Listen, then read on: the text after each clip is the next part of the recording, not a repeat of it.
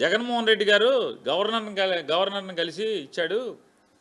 రేపు మా ప్రభుత్వం వచ్చాక ఎవడైతే పీపీపీ విధానంలో ప్రైవేట్ వ్యక్తులు మెడికల్ కాలేజీలని లీజు పేరుతో కొనుక్కుంటారో, 66 ఏళ్ల లీజు పేరుతో కొనుక్కుంటారో వాళ్ళందరినీ జైల్లో వేస్తా అన్నాడు అని చెప్పాడు. ఆయన మాట్లాడతాడు.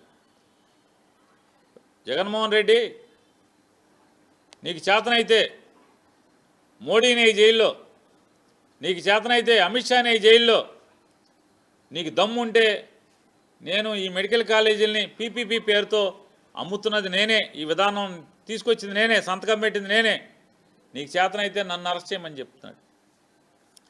నాకు ఈ పచ్చపుష్పమైనటువంటి సత్యకుమార్ గారు, అంటే బీజేపీ కాదు ఇది, కలుషితం అయిపోయినటువంటి పువ్వు ఇది, బీజేపీ పువ్వు కాదు ఇది.